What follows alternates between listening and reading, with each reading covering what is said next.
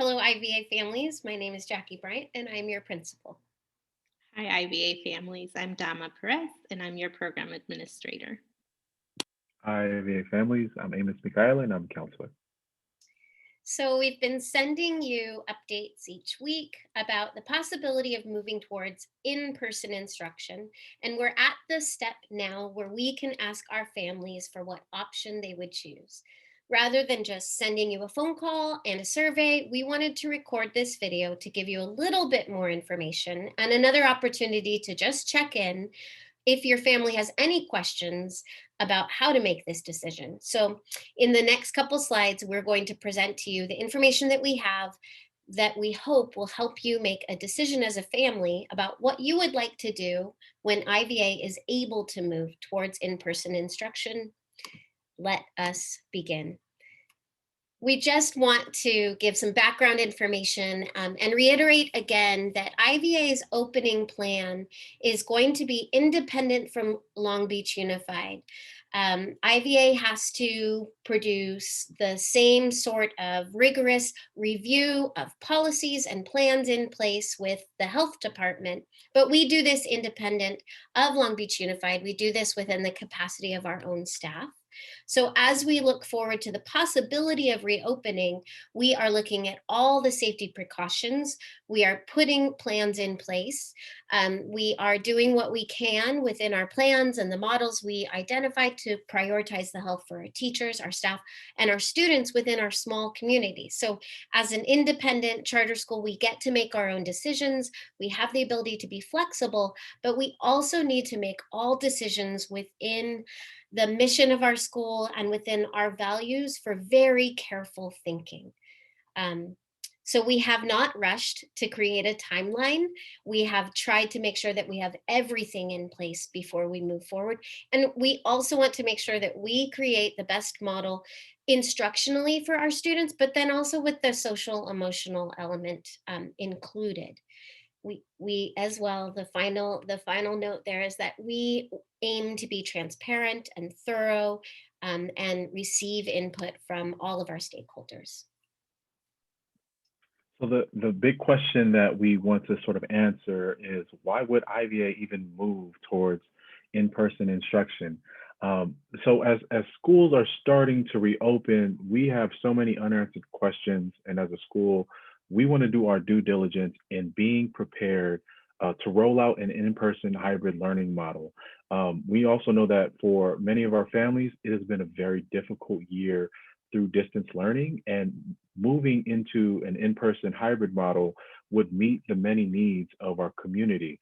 And then lastly, we would use this last spring of in-person learning sort of as a learning experience to refine the process for the fall, similar to what we did in the spring of 2020, moving into online learning. We learned so much from that. And in the summer, we recalibrated and refined the process for this past school year. We hope to do that again. So, in an effort to be transparent, we want to invite you into what our process has been and will be. We're currently trying to understand the needs of our staff and our families, hence why you are receiving a survey. We have, for those staff members who want to receive the vaccine, we have scheduled them to receive a vaccine in the coming weeks.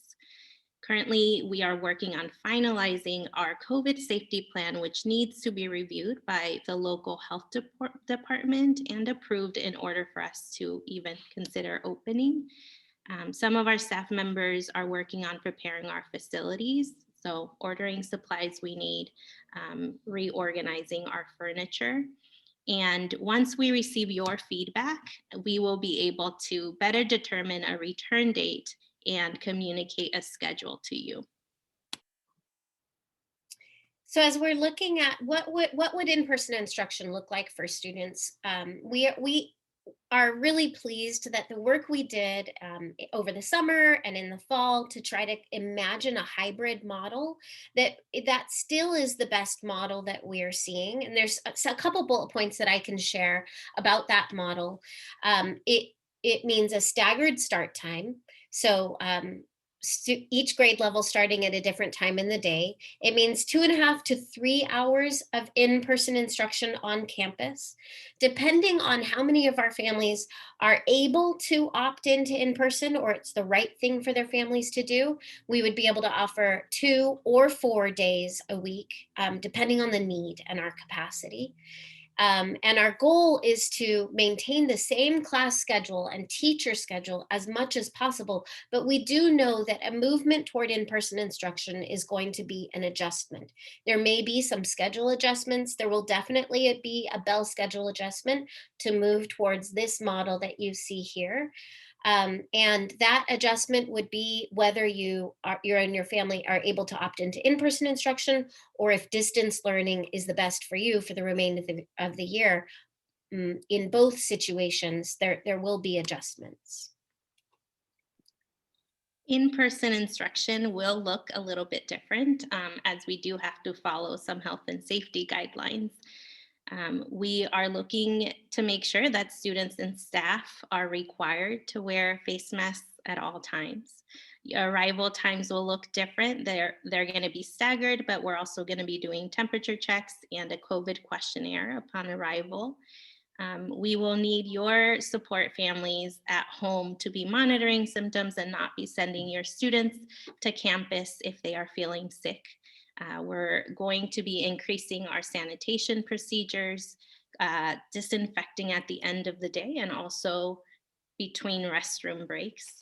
We're doing our best to rearrange furniture to maintain a 6 feet of social distancing between students, between their desks, and we will have teachers rotating in and out of a room, remaining at the front, so the interactions will be limited, as they won't be able to walk around the classroom as they would traditionally.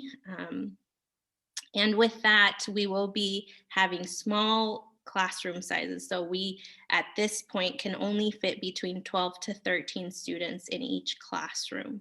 I'll just finish that the cohorts, like we're going to schedule breaks and restroom breaks. There'll be limited lunch options, no more drinking fountain, and a shortened pickup window for families. So a lot of things, although we want it to look like in-person instruction the way it was before, a lot of things are going to be very different because we're abiding by the most rigorous health protocols. Yes? Okay. So, with all of this information that we just shared, we want to hear from you as our families on what your thoughts are on the process and your decision in selecting whether or not you would prefer to be in distance learning or in-person hybrid learning model for the remainder of the school year, or at least in the spring, if that's fair to say. So we are going to send out the survey and are hoping or wanting our families to complete it by March 17th. And then in the survey, we'll be asking about your comfort level, your decision, and then we also want to know whatever questions or concerns you might have regarding returning to in-person. And then, yeah, going from there. And then when we get more information, we'll be able to give a timeline. We actually, I mean, I think this is like our 4th time recording, but we actually thought this slide was a little bit funny. Our timeline is two bullet points here. We know when the survey is due, but in late March, with your feedback, we will be able to have a lot more clear timeline. Our teachers are really eager to understand what this timeline looks like. Our students are. We want to be in person when it is safe to do so, and we are moving to make it happen. We know that we may have glossed over some information. We might have some specific information that would help your family to make a decision. And so we're going to have a fireside chat. It's going to be a half hour because we also imagine you have so many questions that we don't have the answer to yet, but we want to be able to collect your questions. So families, if as a result of this video, you're able to make a decision, you can look at the survey and make a decision, please do so. Otherwise, we do hope to see you on Tuesday, March 9th, 4:30 to 5, to be able to answer any more of your questions. And then I just, unless my other teammates have anything else to say, I just do want to say that we know that every decision is going to be very individual for your family. We actually, as educators, do not believe there's a right or a proper decision. It is what your family is comfortable with and what is right for you, with a lot of different elements to consider. So we hope that we can help you make this decision, and we really look forward to the next step in the process. Thank you for sticking with us, and we will see you next Tuesday, hopefully. Goodbye.